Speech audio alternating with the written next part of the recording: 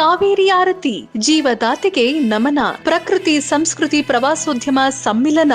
ಮಂಡ್ಯ ಜಿಲ್ಲೆ ಶ್ರೀರಂಗಪಟ್ಟಣ ತಾಲೂಕಿನಲ್ಲಿರುವ ಕೆಆರ್ಎಸ್ ಅಣೆಕಟ್ಟನ್ನ ಪ್ರವಾಸೋದ್ಯಮದ ಹಬ್ ಆಗಿ ಪರಿವರ್ತಿಸಲು ಸಿದ್ದರಾಮಯ್ಯ ನೇತೃತ್ವದ ನಮ್ಮ ಸರ್ಕಾರ ಮಹತ್ವದ ಹೆಜ್ಜೆ ಹಾಕಿದೆ. ಕಾವೇರಿ ಆರತಿಯು ನಮ್ಮ ನಾಡನ್ನು ಬೆಳಗುವ ಜ್ಯೋತಿಯಾಗಿದ್ದು, ನಮ್ಮ ನೆಲದ ಧಾರ್ಮಿಕ ಮತ್ತು ಸಾಂಸ್ಕೃತಿಕ ಪರಂಪರೆಯನ್ನ ಇಡೀ ಪ್ರಪಂಚಕ್ಕೆ ಪರಿಚಯಿಸುವ ಮಾರ್ಗವಾಗಿದೆ. ಭಕ್ತಿಯ ಅಡಿಪಾಯದ ಮೇಲೆ ಪ್ರವಾಸೋದ್ಯಮವನ್ನ ಅಭಿವೃದ್ಧಿಪಡಿಸುವ ಮಹತ್ವದ ಯೋಜನೆ ಇದಾಗಿದೆ.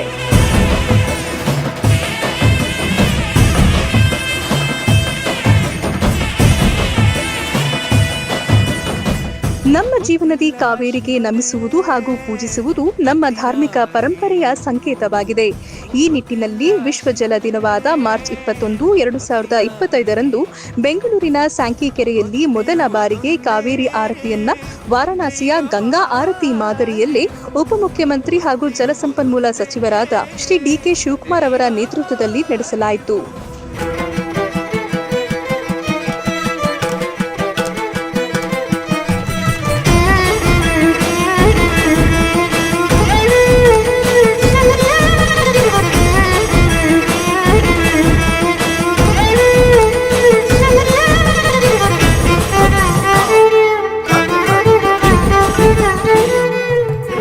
ನಂತರ ಕೆಆರ್ಎಸ್ನಲ್ಲಿ ಹಲವು ಸಭೆಗಳನ್ನು ನಡೆಸಿ ಸಚಿವ ಸಂಪುಟ ಸಭೆಯಲ್ಲಿ 92.30 ಕೋಟಿಯಲ್ಲಿ ಅಭಿವೃದ್ಧಿಗೆ ಅಡಿಪಾಯ ಹಾಕಲಾಯಿತು. ದಸರಾ ಸಂಭ್ರಮವನ್ನು ದುಪ್ಪಟ್ಟು ಪಡಿಸಲು ಆರತಿಯ ಕೀರ್ತಿ ಸಜ್ಜಾಗಿತ್ತು. ಗಂಗಾ ಆರತಿ ಕಣ್ತುಂಬಿಕೊಳ್ಳುತ್ತಿದ್ದ ದಕ್ಷಿಣದ ಜನ ಇದೀಗ ನಮ್ಮಲ್ಲಿಯೇ ಕಾವೇರಿ ಆರತಿಯ ಸೌಭಾಗ್ಯ ದೊರಕಿದಂತಾಯಿತು. ಶ್ರೀ ಡಿ.ಕೆ. ಶಿವಕುಮಾರ್ ಅವರ ಕನಸು ನನಸಾಗಿತ್ತು. ಗಂಗಾ ಜಲದ ಕಳಶ ಹಿಡಿದು ಬಿಂಬ ಮಾಡುತ್ತಾ ಸರ್ವೇ ಜನಹಿತಂ ಪ್ರಾಣಂ ಸ್ಥಾಪಿತ ಉಂಟಾಗಿಸುತ್ತಲೇ ಪರಶಿವ ಶಕ್ತಿಯ ಮಂತ್ರ ಘೋಷಧಿ ಬಿರದು ಭಕ್ತಿಯ ದೇಹ ಶುದ್ಧಿರಣೇನ ಭೂಯಾ ಶಾಂತಿರಣೇನ ಭೂಯಾ.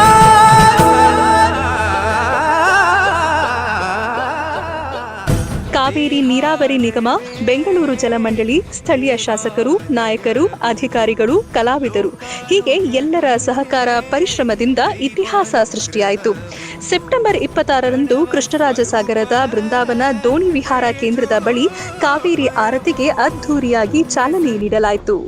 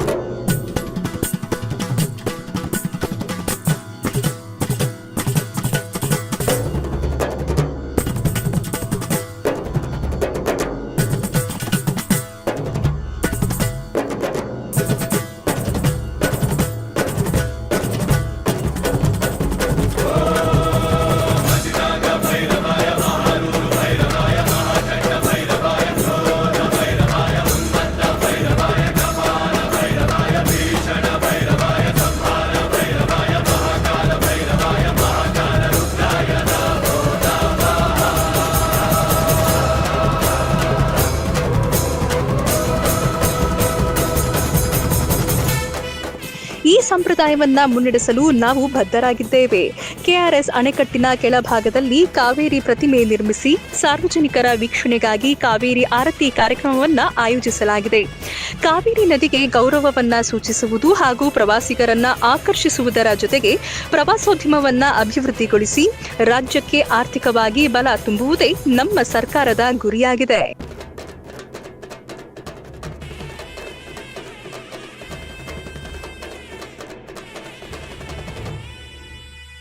ನಮ್ಮ ಮನೆಯಲ್ಲಿ ನಮ್ಮ ಹೆತ್ತ ತಾಯಿಗೆ ನಾವು ಯಾವ ರೀತಿ ಗೌರವನ ಕೊಡ್ತೇವೆ, ಅದೇ ರೀತಿ ಇವತ್ತು ನಾವು ನಮ್ಮ ಬದುಕಿಗೆ ಆಶ್ರಯನ ಕೊಟ್ಟಂತ ಕಾವೇರಿಯ ಪೂಜೆಯನ್ನ ನಾವೆಲ್ಲ ಹಮ್ಮಿಕೊಂಡಿದ್ದೇವೆ.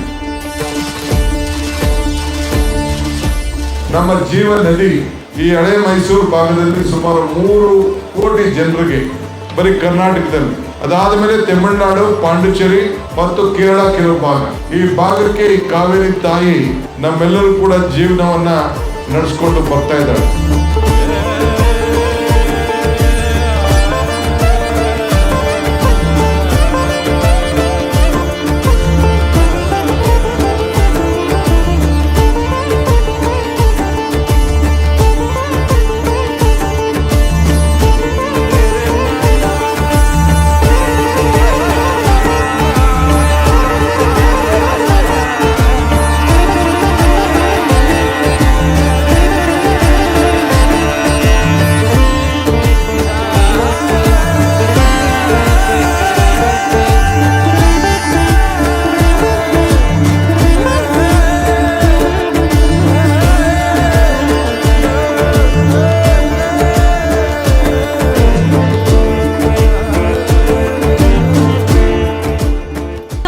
ಆರತಿಯ ಮೂಲಕ ಪ್ರವಾಸೋದ್ಯಮ ಅಭಿವೃದ್ಧಿಯು ನಮ್ಮ ಕನಸಿನ ಕೂಸಾಗಿದೆ. ಪ್ರವಾಸೋದ್ಯಮ ಅಭಿವೃದ್ಧಿಯಿಂದ ಆರ್ಥಿಕ ಅಭಿವೃದ್ಧಿಯೂ ಸಾಧ್ಯ. ಕೆಆರ್ಎಸ್ನ ಬೃಂದಾವನ ಉದ್ಯಾನವನದಲ್ಲಿ ಕಾವೇರಿ ಮಾತೆಯ ಪ್ರತಿಮೆ, ಸಾಂಸ್ಕೃತಿಕ ಪ್ರದರ್ಶನ ಮತ್ತು ಆರತಿ ವೇದಿಕೆ, ಕಾವೇರಿ ನದಿಯ ಎರಡೂ ಬದಿಯಲ್ಲಿ ಕಾವೇರಿ ಆರತಿ ವೀಕ್ಷಣಾ ಗ್ಯಾಲರಿ, ಅಸ್ತಿತ್ವದಲ್ಲಿರುವ ಪಾದಾಚಾರಿ ಸೇತುವೆಗೆ ಸಮಾನಾಂತರವಾಗಿ ಹೊಸ ಆರ್ಸಿಸಿ ಡೆಕ್ ಸ್ಲ್ಯಾಬ್ ಸೇತುವೆ, ಸಂಗೀತ ಕಾರಂಜಿಗಳು, ವಿದ್ಯುತ್ ದೀಪಾಲಂಕಾರದ ವ್ಯವಸ್ಥೆ, ಮಳಿಗೆಗಳು ಹಾಗೂ ಶೌಚಾಲಯಗಳು ಸೇರಿದಂತೆ ಮೂಲಸೌಕರ್ಯ ಅಭಿವೃದ್ಧಿಗೆ ಸರ್ಕಾರ ಮುಂದಾಗಿದೆ. ಕೆಆರ್ಎಸ್ ಅಣೆಕಟ್ಟನ್ನು ಅಭಿವೃದ್ಧಿಗೊಳಿಸಿ ದೇಶ ವಿದೇಶಗಳಲ್ಲಿ ನಮ್ಮ ಕರ್ನಾಟಕದ ಹೆಮ್ಮೆಯನ್ನ ಸಾರುವುದು, ಹೊಸ ಪೀಳಿಗೆಗೆ ಪ್ರವಾಸಿಗರನ್ನ ಆಕರ್ಷಿಸುವುದು, ಪ್ರವಾಸೋದ್ಯಮ ಸಾಮರ್ಥ್ಯ ಹೆಚ್ಚಿಸುವುದು ಸರ್ಕಾರದ ಯೋಜನೆಯಾಗಿದ್ದು, ಮುಂದಿನ ಪೀಳಿಗೆಗೆ ಕಾವೇರಿ ಆರತಿ ಹೆಗ್ಗುರುತಾಗಿ ಉಳಿಯಲಿದೆ. ನಾಡಹಬ್ಬ ದಸರಾ ಸಮಯದಲ್ಲಿ ಅಷ್ಟೇ ಅಲ್ಲದೆ ವರ್ಷವಿಡೀ ಕಾವೇರಿ ಆರತಿ ಇರುವುದರಿಂದ ಪ್ರವಾಸಿಗರಿಗೆ ಹಬ್ಬದ ಅನುಭವ ಸಿಗುವುದರ ಜೊತೆಗೆ ಸಾಂಸ್ಕೃತಿಕ ಹಾಗೂ ಧಾರ್ಮಿಕ ಪರಂಪರೆಯನ್ನ ಜಗತ್ತಿಗೆ ತಿಳಿಸಲು ಅನುಕೂಲವಾಗುತ್ತದೆ.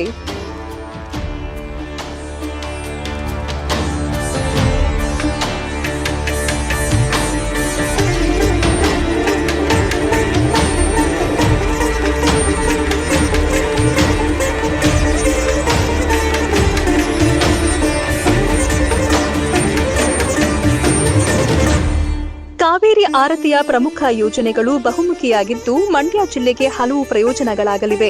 ಕಾವೇರಿ ಆರತಿ ಅಭಿಯಾನವು ನದಿಯೊಂದಿಗಿನ ಜನರ ಸಂಪರ್ಕವನ್ನು ಬಲಪಡಿಸುವಲ್ಲಿ ಪ್ರಮುಖ ಅಂಶವಾಗಿ ಕಾರ್ಯನಿರ್ವಹಿಸುತ್ತದೆ. ನದಿ ಸಂರಕ್ಷಣೆಯ ಮಹತ್ವವನ್ನು ಒತ್ತಿ ಹೇಳುತ್ತದೆ ಮತ್ತು ಸಮುದಾಯದ ಭಾಗವಹಿಸುವಿಕೆಯನ್ನು ಸುಧಾರಿಸುತ್ತದೆ. ಕಾವೇರಿ ನದಿಯ ಉದ್ದಕ್ಕೂ ಮತ್ತು ಸುತ್ತಮುತ್ತಲಿನ ಹಳ್ಳಿಗಳಿಗೆ ಉತ್ತಮ ಭವಿಷ್ಯ ರೂಪಿಸುತ್ತದೆ.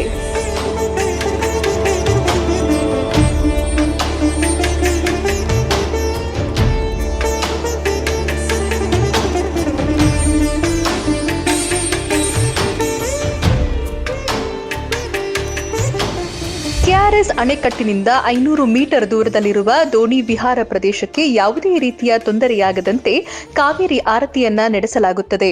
ಬೆಂಗಳೂರಿಗೆ ನೀರು ಸರಬರಾಜಿನಲ್ಲಿ ಅಡಚಣೆಯಾಗದಂತೆ ರಚನೆಗಳ ವಿನ್ಯಾಸವನ್ನ ಎಚ್ಚರಿಕೆಯಿಂದ ಮಾಡಲಾಗಿದೆ ಹಾಗೂ ಹೊಸ ಅಭಿವೃದ್ಧಿಯು ನದಿಯ ಹರಿವಿನ ಮೇಲೆ ಯಾವುದೇ ಪರಿಣಾಮ ಬೀರುವುದಿಲ್ಲ.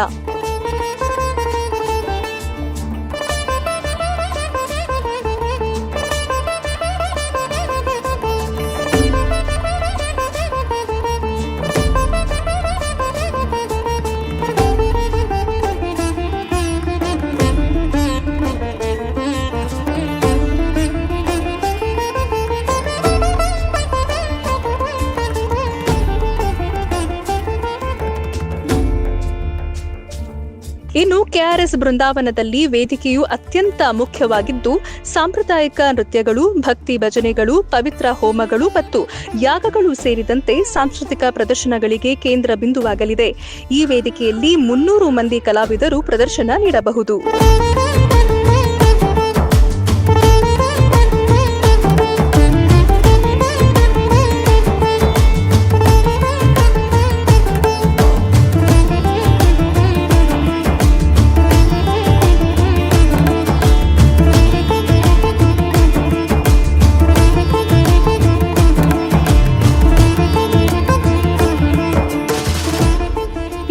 ಪ್ರದರ್ಶಕರಿಗಾಗಿ ಹಸಿರು ಕೊಠಡಿಗಳು ಹಾಗೂ ಬಟ್ಟೆ ಬದಲಾಯಿಸುವ ಕೊಠಡಿಗಳನ್ನು ನಿರ್ಮಾಣ ಮಾಡಲಾಗುತ್ತದೆ.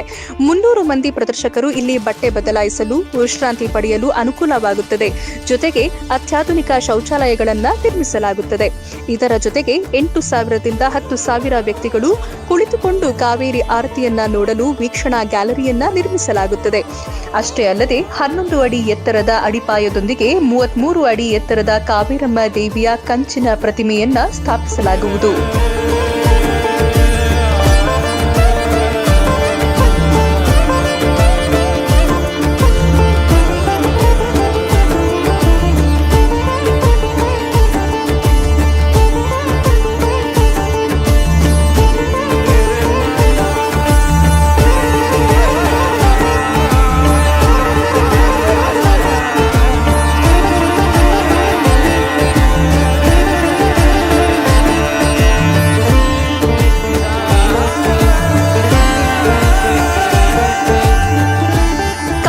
ಆರತಿಯ ಯೋಜನೆಯಿಂದ ಸ್ಥಳೀಯ ಕುಶಲಕರ್ಮಿಗಳಿಗೂ ಅನುಕೂಲವಾಗಲಿದ್ದು, ತಮ್ಮ ಕಲಾಕೃತಿಗಳನ್ನು ಪ್ರದರ್ಶಿಸಲು ಮತ್ತು ಮಾರಾಟ ಮಾಡಲು ವೇದಿಕೆಯನ್ನ ಒದಗಿಸುತ್ತದೆ.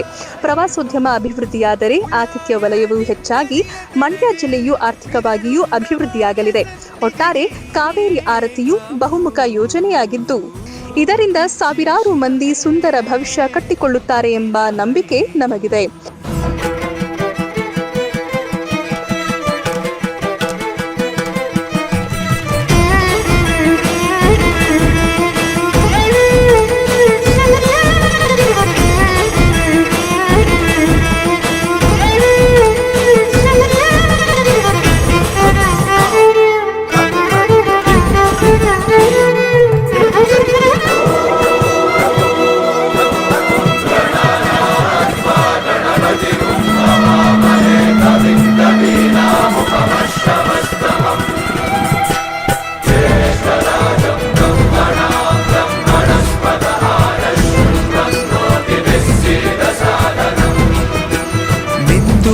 ಮಡಿಯನೊಟ್ಟು ಬಂದು ಕೈಯ ಮುಗಿಯುತ್ತ ಗಂಗಾ ಜಲದ ಕಳಶ ಹಿಡಿದು ಬಿಂಬ ಮಾಡುತ್ತ ಸರ್ವೇ ಜನಹಿತಂ ಪ್ರಾಣಂ ಸ್ಥಾಪಿತ ಉಂಟಾಗಿಸುತ್ತಲೀ ಪರಶಿವ ಶಕ್ತಿಯ ಮಂತ್ರ ಘೋಷಧಿ ಬಿರದು ಭಕ್ತಿಯ ದೇಹ ಶುದ್ಧಿರಣೇನ ಭೂಯಾ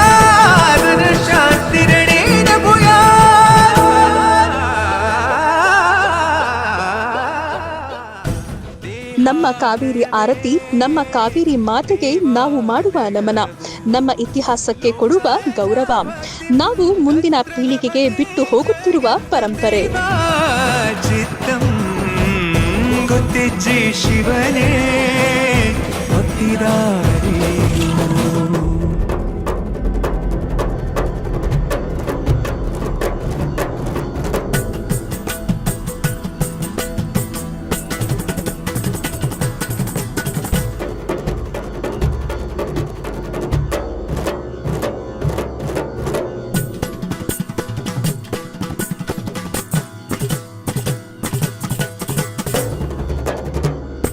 ಕಾವೇರಿ ಆರತಿಗಾಗಿ ಅನಿವಾಸಿ ಭಾರತೀಯರು ಕೂಡ ನಮಗೆ ಬೆಂಬಲ ನೀಡುತ್ತಿದ್ದಾರೆ. ಕಾವೇರಿ ಆರತಿ ನಮ್ಮ ಹೆಮ್ಮೆಯ ಸಂಕೇತವಾಗಿದ್ದು, ನಾಡಿನ ಹಿರಿಮೆಯನ್ನ ಹೆಚ್ಚಿಸಲು ನಾವೆಲ್ಲರೂ ಕೈಜೋಡಿಸೋಣ.